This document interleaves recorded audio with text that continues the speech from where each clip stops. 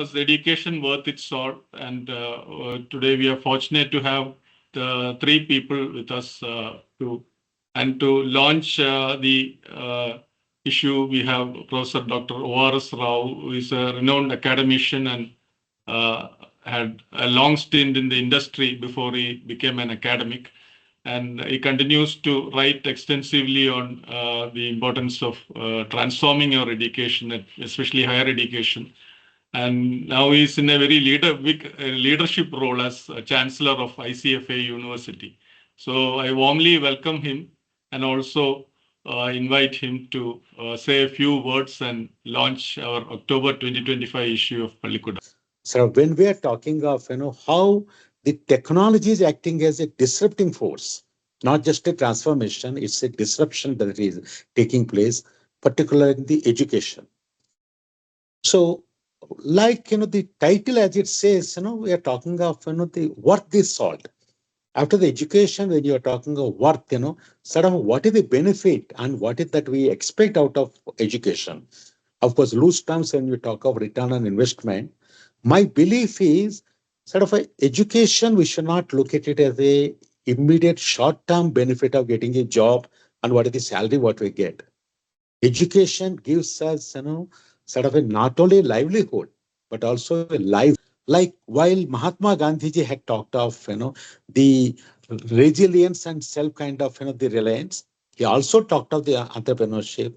In the 19th century, another great kind of a sage from India, that is Swami Vivekananda. He took, the Indian culture, Indian values to the Western world. It was in the 1893, September 27th, the Parliament of Religions, when it has taken place in Chicago. That time he talked of the education.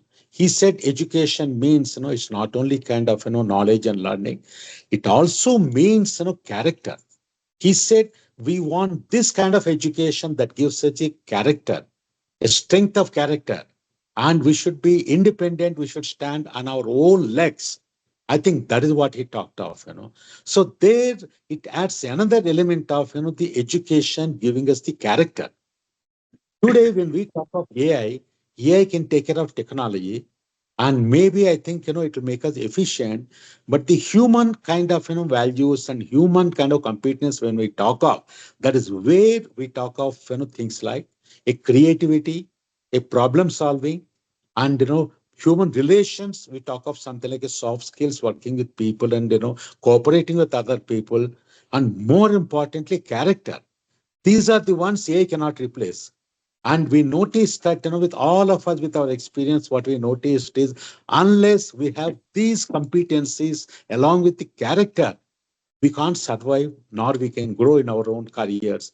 So to that extent, it's a sort of a great initiative taken by Pallikkutam. If we got to stand still, we got to run. Every day we got to learn. So that way it is a lifelong learning that is required, that's what the AI demands.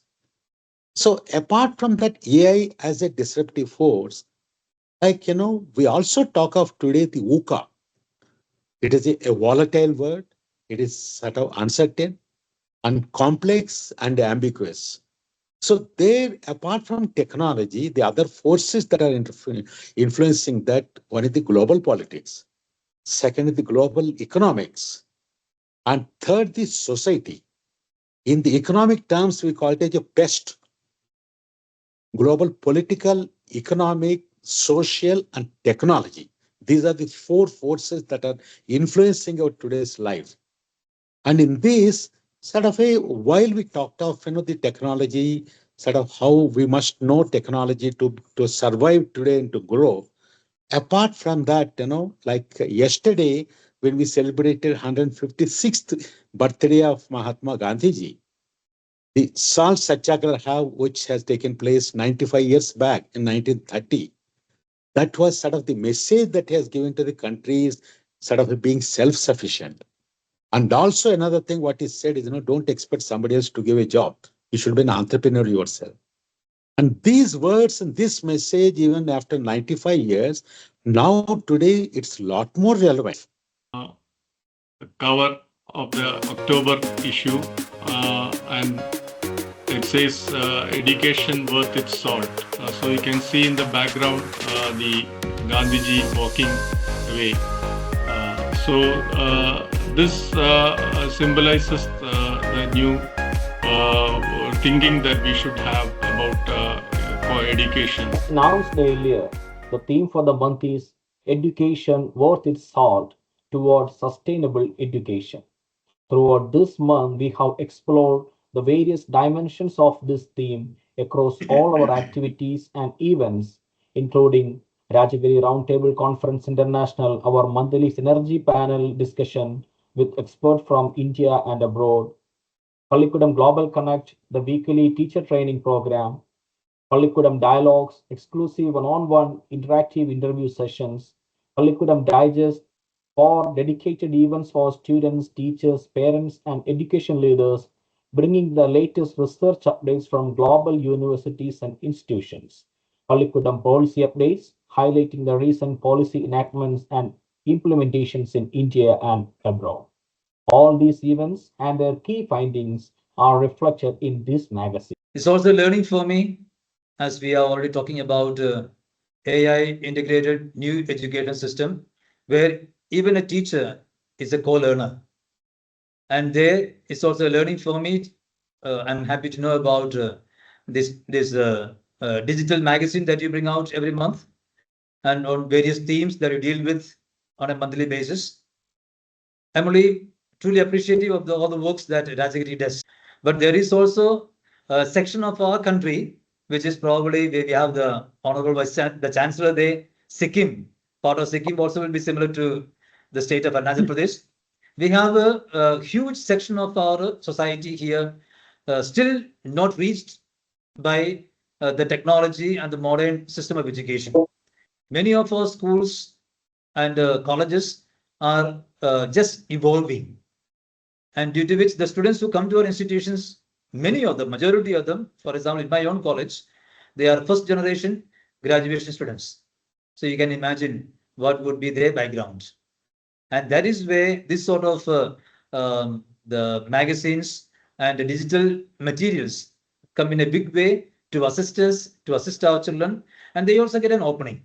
The teacher's role will be mentoring the students to be entrepreneurs. Maybe this is a golden time when the vision of Mahatma Gandhi or education will be realized, because he wanted all Indians to be entrepreneurial-minded, entrepreneurial identities. That is why he started this self-reliant movement by taking the salt, the salt satyagraha, we call it. And that's very symbolic, but at the same time, very powerful symbol.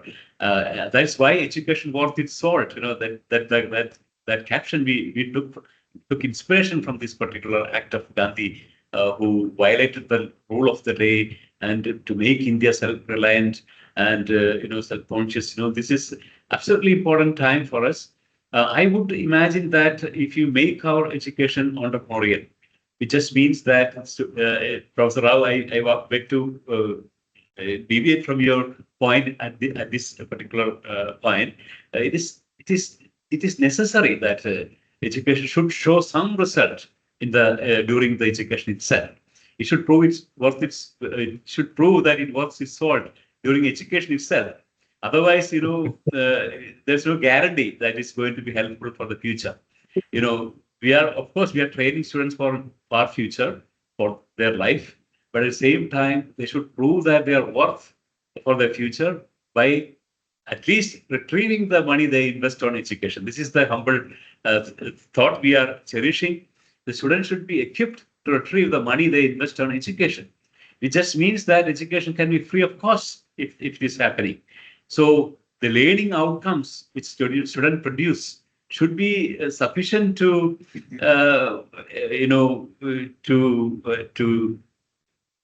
pay for their education. So that kind of scenario, which will make education free of cost. And this is our forefathers or foremothers, they have all done wonderful job in dismantling various barriers for education. For example, social barriers were removed, caste barriers are no more there, gender barriers are not there. But in fact, there's an economic barrier for education, a financial barrier. which just means education is, especially private education is possible only for the rich. For the poor, it's not accessible. So that kind of last barrier has to go. And that can go only if education becomes entrepreneurial. It just means that it should prove that it's worth its salt. Whatever we teach in the schools and colleges should prove that it's worth its salt. It just means that students should be able to at least retrieve the money they invest on the education. That should be the criterion for their pass or fail. If that kind of education is what we call entrepreneurial education, the education should make entrepreneurial identities. This means that they are able to at least retrieve the money they invest on education.